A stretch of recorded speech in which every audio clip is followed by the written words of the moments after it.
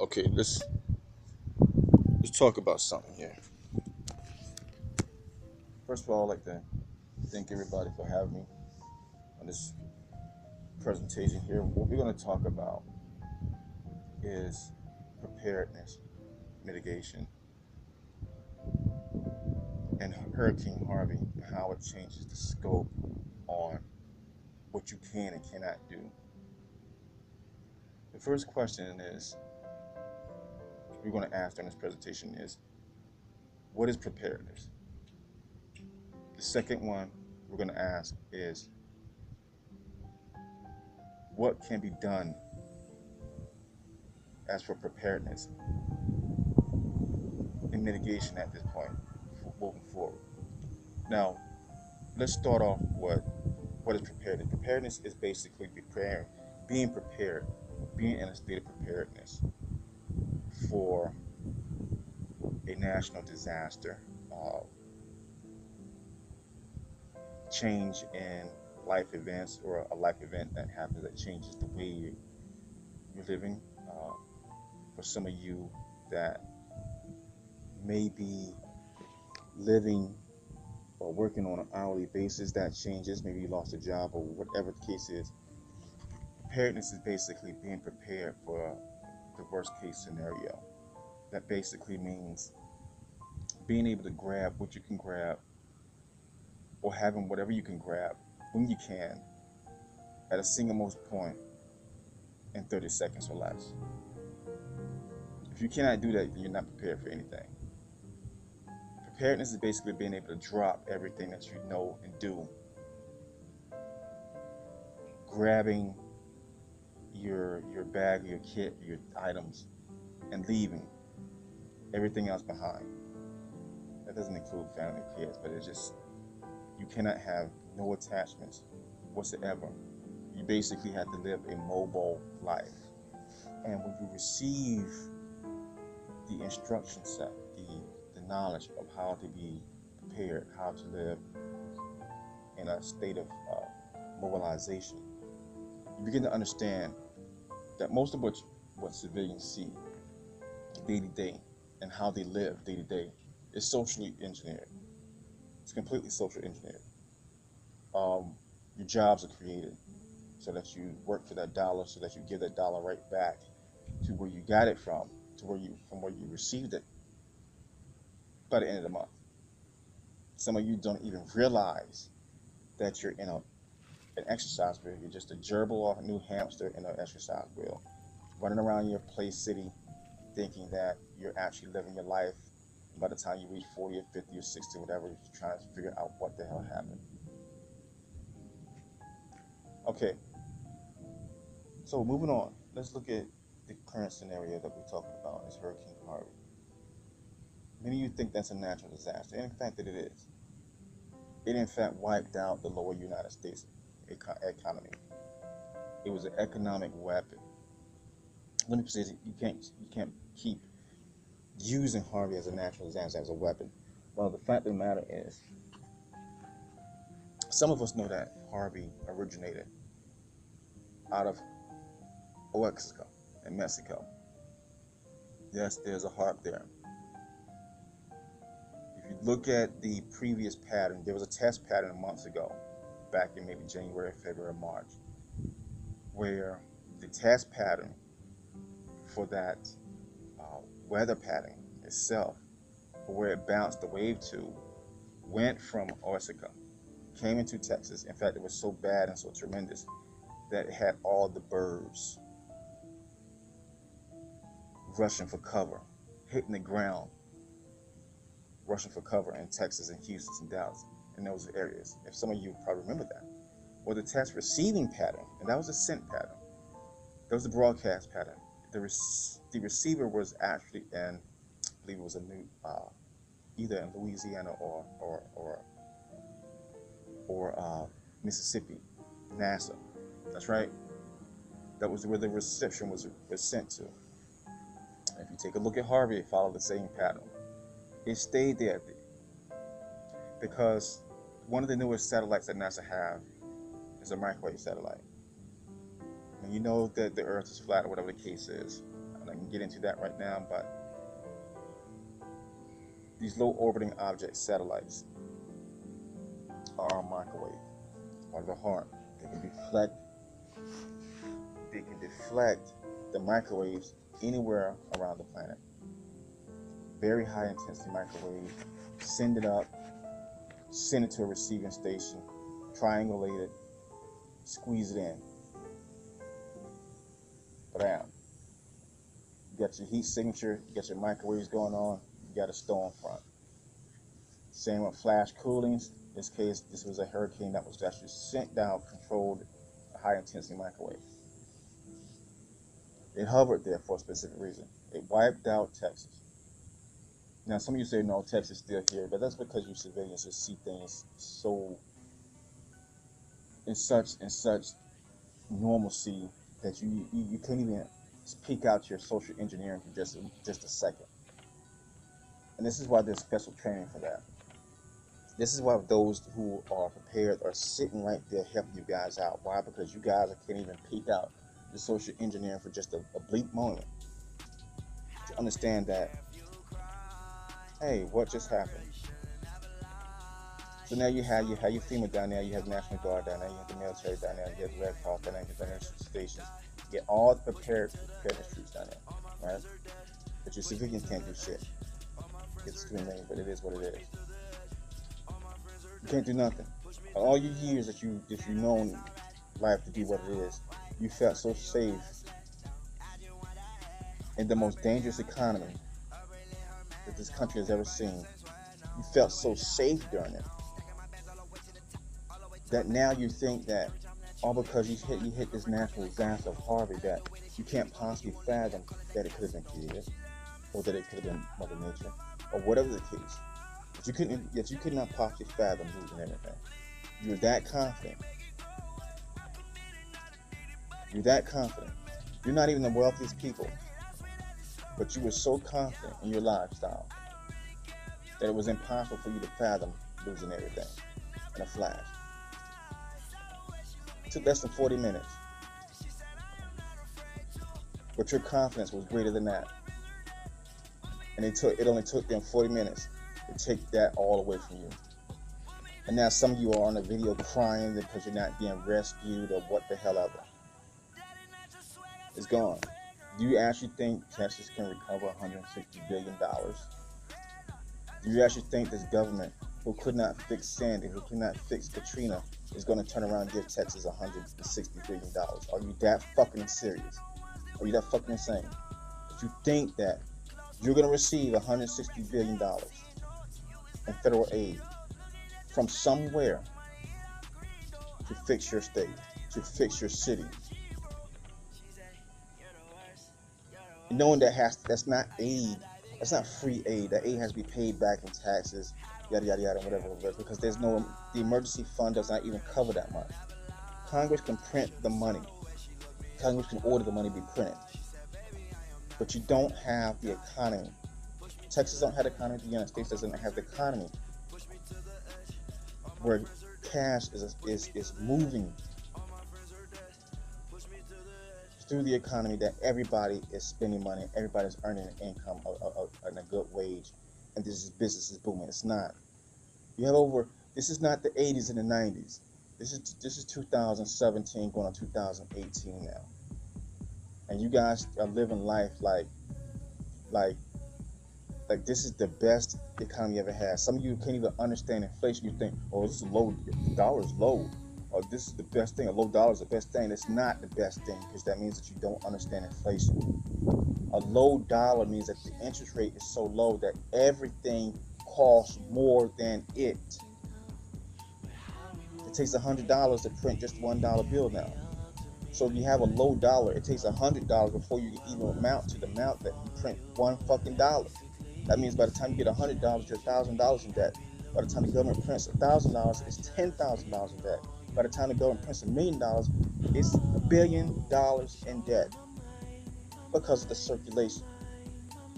Now, some of you can say it's $100 million in debt, but you already have money in circulation. The federal government already told you. The Fed already said There's only $1.5 trillion in circulation. That's $1.5 trillion in circulation. But there's over $19 trillion printed.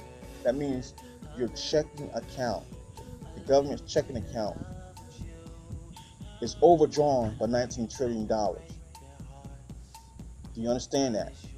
So where is it that you're going to get this $160 billion?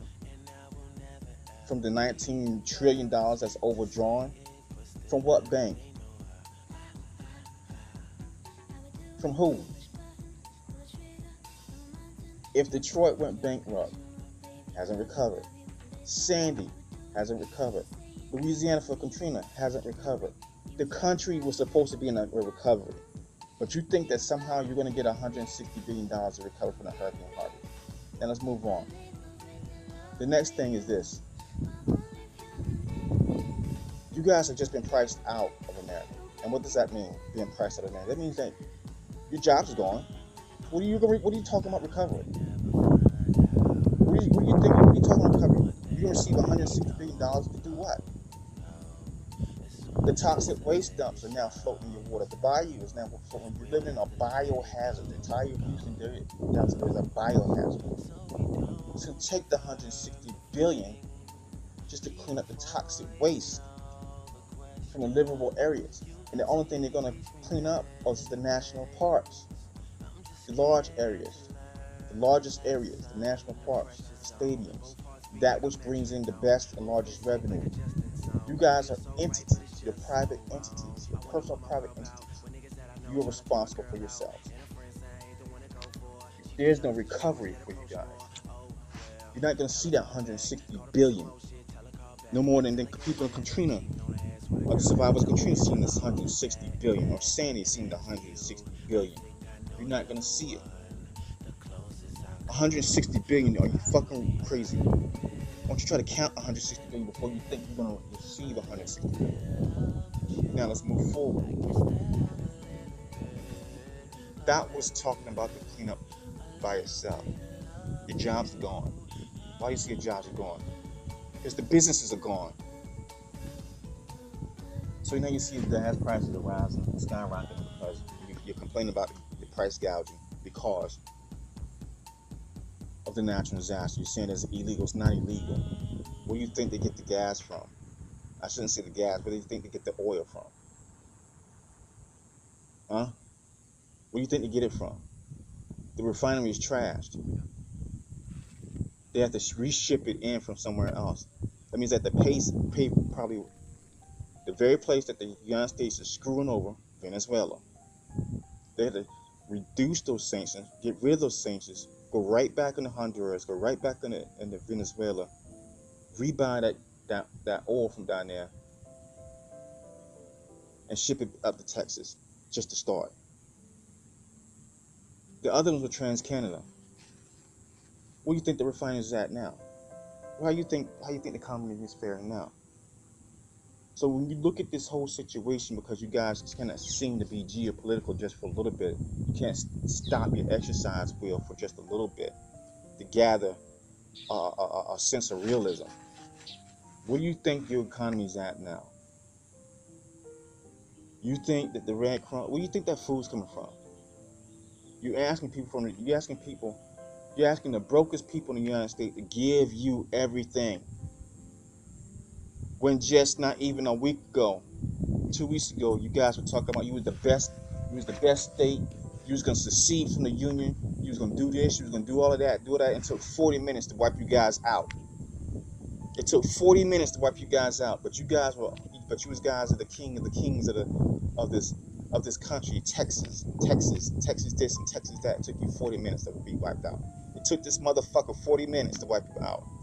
It took this government to manufacture a hurricane that wiped you guys out in 40 minutes. You're the best at what? Huh? So some of us here in the valley, in the higher areas, are looking down at this situation. Some of us are laughing. I'm laughing because you guys been heckling me since forever, but that's another story. One of the things I am a little upset about are the American blacks that are down there. After 500 years, some of us were trying to move you guys into the DSS, the free DSS training, the free FEMA training, the free National Fire training. So you have all the training that the state emergency services around this planet would have. You would be in, and it's clandestine. You would be in, but no. Every one of us that was pushing blacks into that scenario so they have control over the emergency services around this planet, you guys didn't but heckle us. You made us like fools. We left it alone. Now you're crying for the white people to help you out. They're leaving you alone. So now you want to get pissed off again, when the resolve is that you can only be pissed off at yourself. Why? Why is everybody's pissed off? Because your routine of being full of shit was altered. Let me say that again. Your routine of being full of shit was altered. Your powder cake, your civilian lifestyle, your quote unquote perfect life that you're living so comfortably after 500 years of occupation was dismantled, as if that made any difference. But yet you're still crying out for the whites on that. It's beyond me to think that you guys would be doing that. Now let's move on. Hurricane Harvey, to close out, as you know, was manufactured. The only reason why it energized because it went over the NASA Center. That's right. NASA re-energized that hurricane through a basic 40-minute process. They re-energized that hurricane. You guys don't even know that. You guys live in the middle of the motherfucking destruction zone, and you still have no motherfucking clue what the fuck happened.